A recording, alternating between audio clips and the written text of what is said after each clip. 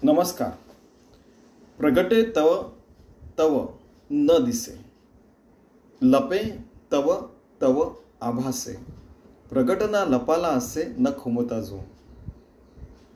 प्रगटे तव तव न दिसे, लपे तव तव आभासे, प्रगट ना लपाला असे न खुमता जो. सांगदेव 65 दुसरी ओवी. जितका तो प्रगट होतो, प्रकट होतोय.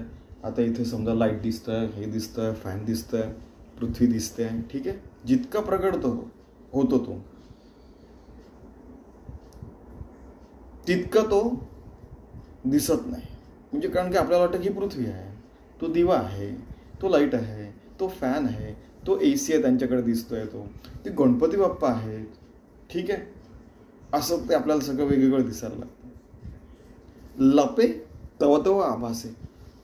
जितकं आपण एकदम समुद्राच्या जवळ जाऊन बघा तुम्ही, नुसतं असं समुद्र दिसतं, क्षितिज दिसतं आणि पूर्ण असा आकाश दिसतं. वाटतं वा केवढा भगवंत केवढा मोठा आहे ना, बघा काय भगवंताची लीला. एकदम आभास व्हायला लागतं आपल्याला. प्रगट ना लपाला असे ना खोमता जो. तो प्रगट आहे की लपला आहे? नाही, त्याचं अस्तित्व आहेच आहे. जो आहेच आहे तो कुठेच गेला नाही, आहेच आहे. सगळ्या तुमच्या ज्या सायंटिफिक थिअरीज आहेत ते पण हेच सांगतात. सगळ्या नवीन थिअरीज येतील, आपले सगळे ग्रंथ उपनिषद वगैरे पासून सगळं काही तेच सांगतात आहे. असं ज्याचं जे अस्तित्व आहे त्या भगवंताचं, ते आपल्यामधनं सतत प्रकट व्हावं हे आपण मागच्या ओवीत बघितलं आहे. कारण की या गोष्टीचं आपल्या आयुष्यात ॲप्लिकेशन काय आहे की अरे बाबा, तुला असं वाटतंय की तू जगतोयस, तू काम करतोय, तुझं असं आहे तसं आहे. तसं काही नाही. एकदा असं घडलेलं आहे. एका जणाने म्हटलं की सर वा वा वा वा. म्हटलं काय वा वा?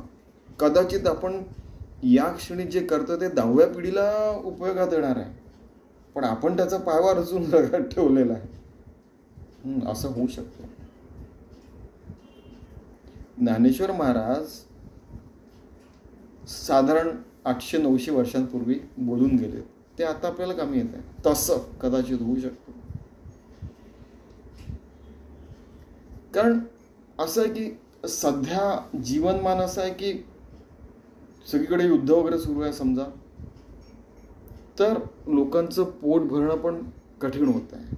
त्यावेळेला कदाचित सगळं व्यवस्थित राहिलं आहे, पृथ्वी मातेवर सगळीकडे चांगलं रामराज्य, आनंदवन भुवन स्वानंदबोध पाठण आहे असं होऊन जाईल.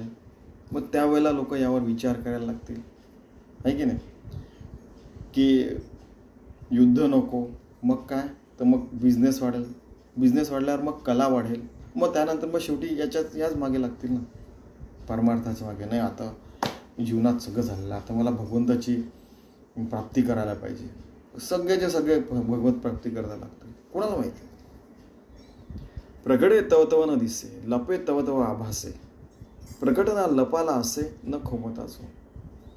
जितका तो प्रगट होतो तितका तो दिसेनासा होतो. जितका लपायचा तो प्रयत्न करतो तितका त्याचा आभास होतो. तो प्रगटला नाही आहे आणि लपाला पण नाही आहे, आणि तो सतत त्याचं अस्तित्व आहेच आहे. तो पक्का त्याने पाय रोवून ठेवलेला आहे आणि तो सर्वत्र आहे. जळी स्थळी काष्टी पाषाणी. तसं आपल्या जीवनात पण प्रत्येक क्षणी त्याचं प्रकटीकरण व्हायला पाहिजे. आणि त्याचा केवळ भास नाही, प्रत्यक्ष प्रकटीकरण व्हायला पाहिजे. ठीक आहे का? आणि असं आपल्याला सतत योग येऊन भक्तून आपण असं 24 तास भगवंताची पूजा केली समजा, प्रत्येक श्वासाकडे, प्रत्येक विचाराकडे, प्रत्येक हृदयाच्या ठोक्याने, प्रत्येक आपला पल्स बीटने, हार्ट बीटने वगैरे, सगळं कामातून वगैरे वगैरे, तर किती सुंदर होईल आहे ना. मग आपल्याला असं वाटेल की वा, तो भगवंत आहेच आहे न खोमताच, आहे की नाही. काय जबरदस्त ज्ञानेश्वर महाराज. आणि या पहिल्या 2 ओव्या लिहिल्यानंतरच त्यांनी म्हटलं की आपल्या चांगदेव महाराजांनी म्हटलं असेल, चलो पॅकअप, त्या माणसाला जाऊन आपण शरण जाऊ. म्हणजे जबरदस्त. ठीक आहे. असं भगवंताचं प्रकटीकरण आपल्या जीवनात प्रत्येक क्षणाला, प्रत्येक श्वासागणिक, प्रत्येक विचारागणिक, प्रत्येक कार्यागणिक, प्रत्येक हालचालीगणिक, प्रत्येक म्हणजे बघताना, हे करताना, काही करताना पण आपल्याला जाणवायला पाहिजे.